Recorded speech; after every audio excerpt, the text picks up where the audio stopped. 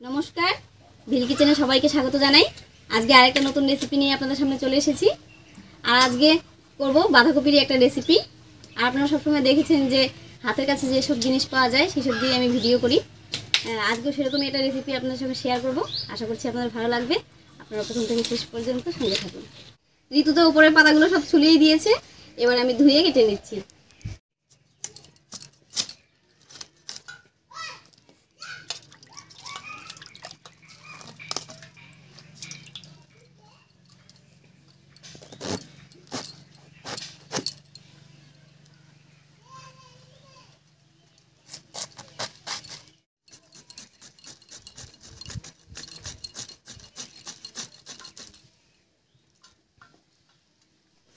খুবই সহজ একটা রেসিপি আর খুব তাড়াতাড়ি হয়ে যায়, তবে বাচ্চা থেকে বড় সবাই কিন্তু এই রেসিপিটা খেতে পছন্দ করে।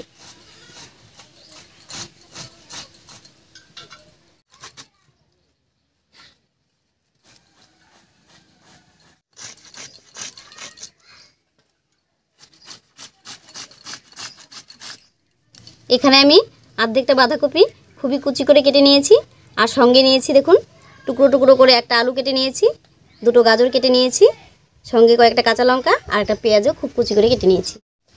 মোটামুটি সব কিছু রেডি করে নিয়েছি। এবারে উনুনটা জ্বালিয়ে নিই।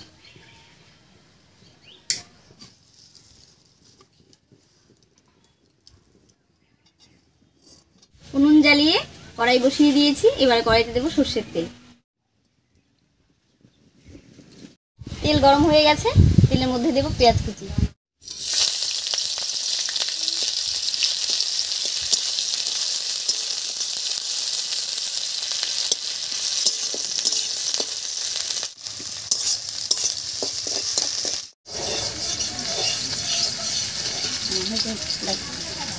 পেঁয়াজটা লাল লাল হয়ে গেছে, এবার এর মধ্যে দেবো চিড়ে রাখা কাঁচা লঙ্কা।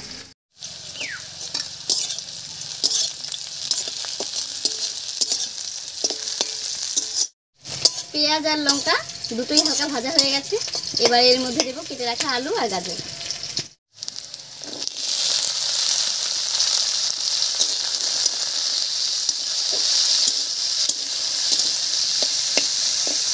এর উপরেই দেবো সামান্য লবণ আর সামান্য একটু হলুদ।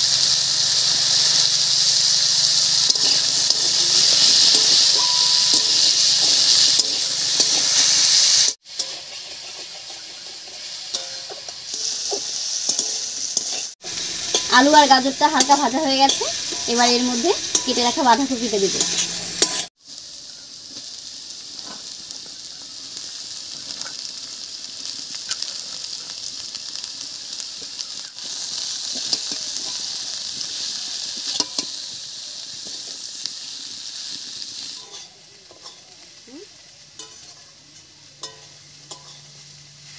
বাঁধাকপির উপরেও সামান্য একটু লবণ আর সামান্য একটু হলুদ দেবো।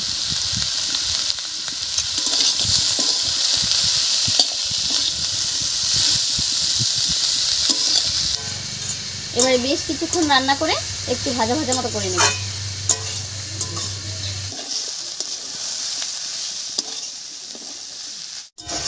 বাঁধাকপিটা প্রায় ভাজা ভাজা হয়েই গেছে। এই অবস্থায় একটু উনুনের আঁচটা কমিয়ে আস্তে আস্তে রান্না করে নেব, যাতে বাঁধাকপির মধ্যে যে জলটা আছে সেটা শুকিয়ে যায়। উনুনের আঁচ কমিয়ে আরও বেশ কিছুক্ষণ রান্না করে নিয়েছি। বাঁধাকপি আলু গাজর ভাজা একদম রেডি হয়ে গেছে, এবার নামিয়ে নিচ্ছি।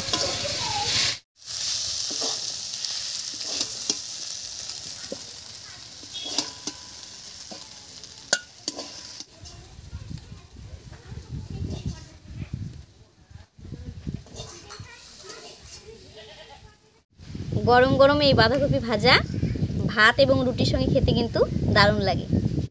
এই সময় বাঁধাকপি এমনিতেই একটু মিষ্টি মিষ্টি থাকে, তাই আর চিনি দিলাম না। আপনারা চাইলে একটু চিনিও দিতে পারেন। তো আজকের ভিডিও আপনাদের কেমন লেগেছে অবশ্যই কমেন্টে জানাবেন। আর ভালো লাগলে আরও সহজ রেসিপি দেখার জন্য আমাদের চ্যানেলটিকে সাবস্ক্রাইব করে রাখবেন। আজ এই পর্যন্তই, আবার কাল দেখা হচ্ছে নতুন কোনো রেসিপি নিয়ে।